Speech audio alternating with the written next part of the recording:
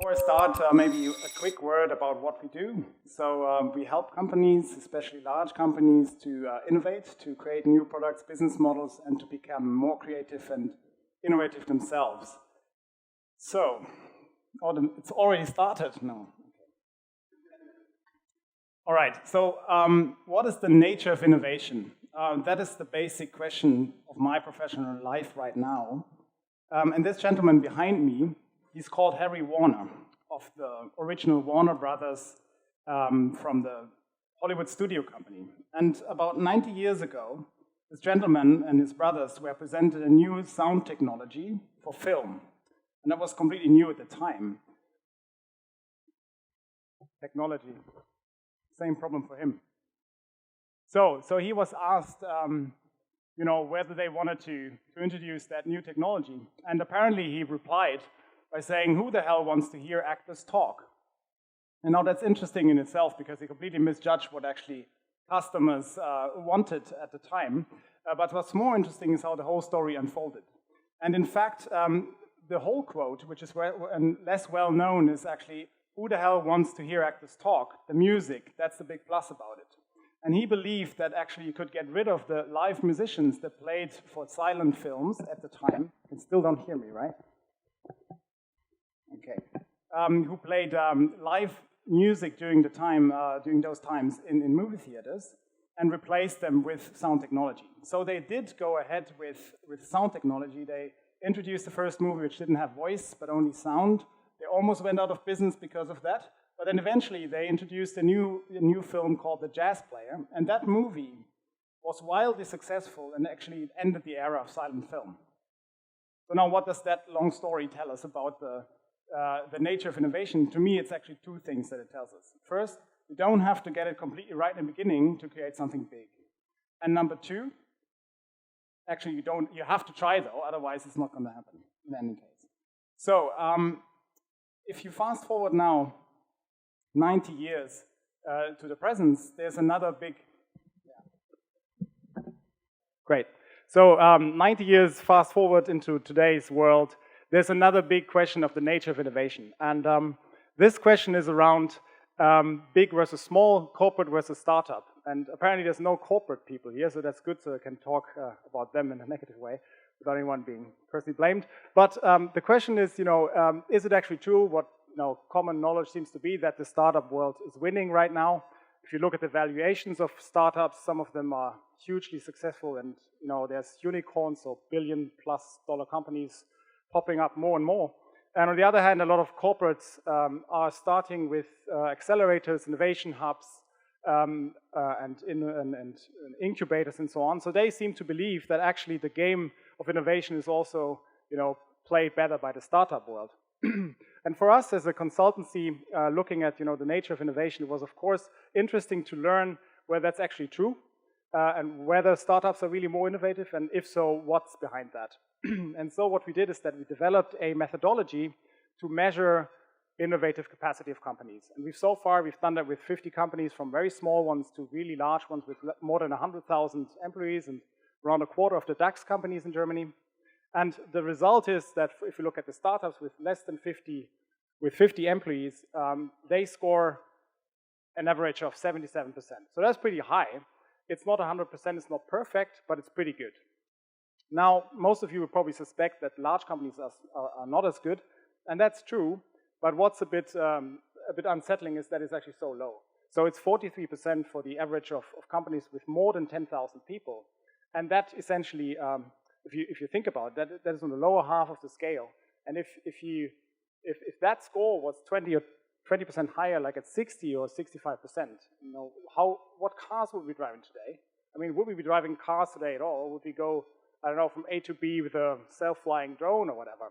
So that's essentially the mission of our company. Make that number go up, or help companies with low numbers that they still can create innovations and great new business models that work. Now, how do we do that? And if you ask the startup people, or the people from the startup scene who should know, many people will tell you that's around experimentation. So you have to teach people to do rapid prototyping, lean startup, design thinking, whatever you call it, general ideas. You have an idea, quickly go to a prototype stage, test it, learn, and then do it over again until you have a great product. And I completely agree with that proposition. But for us, of course, it's important to know where do we actually stand right now. And so we did ask companies, what is the status quo of experimentation in your company? Is it actually an accepted, smartly used approach that leads to systematic learning and improvements? And the shocking result for large companies is that only 22% of the respondents there would actually agree with that statement. That means 80%, they must have a pretty frustrating life. So question is, where does that come from? And we found a name for that phenomenon. And we think that actually in a lot of companies, it looks a little bit like this, right? So you have, even if you have creative people that by nature are creative, they are kind of turned into these kind of stormtroopers. They have their standard procedures, they have their area of responsibility, and if they step over that, then Darth Vader is going to come and do that trick with remote strangling with them. So they don't. And when do you know that Darth Vader's in the room? So for example, if you have a innovation workshop and someone says something like, that's a really cool idea, but our board would never approve it. That's when you almost hear like, this like sound. And that's when you know that you have to get rid of Darth Vader. And as a personal note, when I worked as a strategy consultant before that, I kind of felt like the gray guy in the back a little bit. So that's also a reason why I founded my own company. Being rather the Han Solo of business than the evil general. So, how to get rid of them, or get rid of Darth Vader? And we think the perfect ultimate weapon against Darth Vader is actually having fun. And it sounds a bit strange maybe, but if you have people laugh in innovation workshops, that releases creative energy better than anything else. So what we do with them is we actually have games and play games with them, and you wouldn't believe what even senior executives, what it can make them do during workshops to make them laugh. And not only is it really amusing for us to watch, but also we can take great pictures of them, and then if they don't give us a follow-on project, we just pull out these pictures. Okay, that's not true. Okay, so what do we do except for making people laugh and stuff? There's a more serious side to it, and this is the three components that we think actually help companies to become more innovative. The first one is follow a systematic approach, and if you think about it, most people would say, okay, if we want to be really creative, we have to be completely open. We shouldn't have any systematic stuff.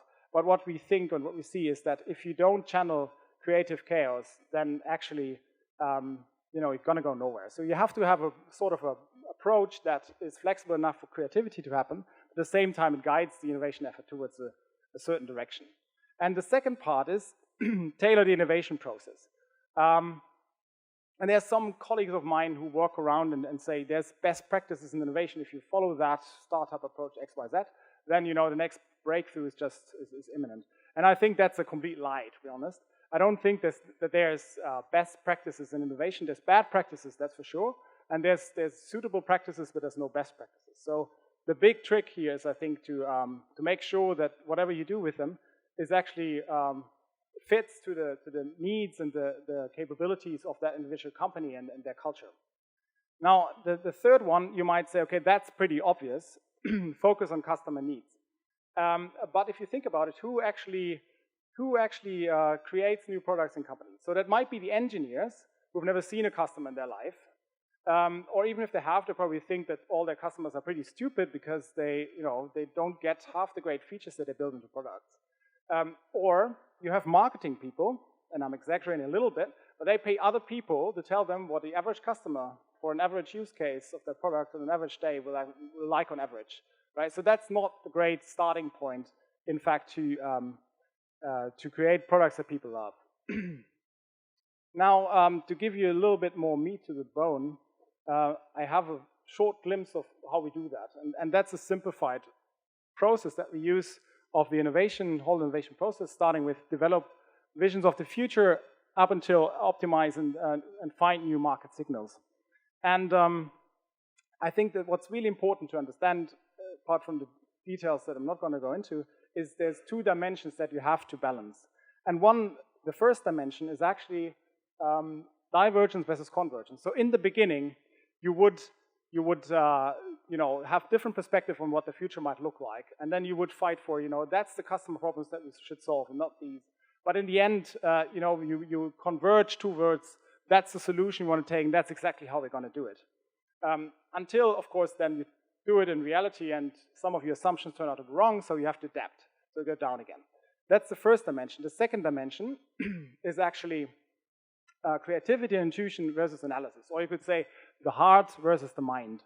And we've seen companies that can either of them pretty well, but hardly they can do both. So that's like, the engineering-driven company that has a great product and spec sheet, but it doesn't look great, it's not sexy, and it's not kind of Apple-ish.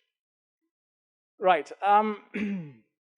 If you connect the dots, though, and if you do it right, then it looks like a wave shape, and the really smart ones among you will now get that. That's why we call it business model waves. But that's not the best thing about it. What actually is the best thing about it, I think, is what's behind it. And that's all the different kind of tools that we draw from different domains, like design thinking in red, or strategic management in yellow, or also some blue dots that we developed ourselves where we didn't find a proper tool out there. And you can pick and choose each of those individual tools depending on what the customer needs, right, in their situation and with their capabilities. How do we know that? We know that with the methodology that I mentioned at the beginning.